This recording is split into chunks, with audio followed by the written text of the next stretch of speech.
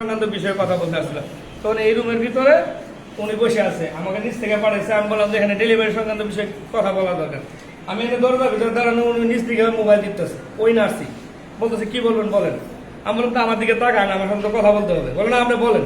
আমি বললাম এইভাবে কথা বলেন কেন, আমি কি আপনারা চাকরি করি নাকি? আপনি আমার সাথে নর্মালি কথা বলেন। বললাম আমি তো নর্মালি কথা বলতেছি। আমি বললাম আপনি মোবাইলের দিকে তাকায় আছেন কেন?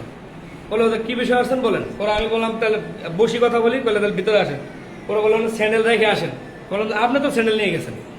বলো যে আপনি রেখে আসেন। পরে আমি স্যান্ডেল রেখে আমি আমার ছোটো ভাই সুদ্ধে আসলাম, কথাবার্তা বলে চলে গেলাম। আজকে নিয়ে আসছি ডাক্তার প্রথম নিয়ে আসি, ওনার সাথে রুগী নিচে রেখে এখানে এসে কথা বলছি।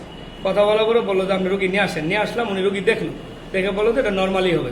আপনি কিছু ওষুধ লিখে দিল, ওষুধগুলো নিয়ে আসার জন্য ছোটো ভাইয়া দিলাম, ওষুধ নিয়ে আসলো। এরপরে ক্যানেলা টেনেলা করে ইঞ্জেকশন দেওয়ার দিল। দেওয়ার পরে নাই, উনি বসে মোবাইল টিপতেছে। এদিকে আস্তে আস্তে ব্যথা শুরু হয়ে গেছে, তখন তীব্র ব্যথা। বারবার আমার ওয়াইফ বলতেছে যে আমার সিজার করা দরকার, এনে দরকার নেই। আমি ওনারা বারবার যাই বলতেছি, উনি বলতেছে যে সমস্যা নেই। আমি বললাম যে ব্যথা তো বেশি, আপনি একটু দেখেন। বলে না সমস্যা নেই, দেখা লাগবে না। উনিও এখান থেকে উঠলো না, উঠে এই পাশে রুমে এসে বসলো, এনে কম্পিউটার অন করলো, কম্পিউটার অন করে বসছে। এদিকে রুগী চিল্লাইতেছে। আমি এখানে বারবার বলার পরে ওখান থেকে আবার এই রুমে এসে বসে মোবাইলে দিতেছে, মোবাইল কম্পিউটার বন্ধ করে আসছে। তো এইখানে একবার যা দেখতে পারলাম, শেষে আমার দুলাভাই শুধু আমরা নিচে গেলাম। নিচে যাই ওখানে ডিউটি অফিসারের কথা বললাম।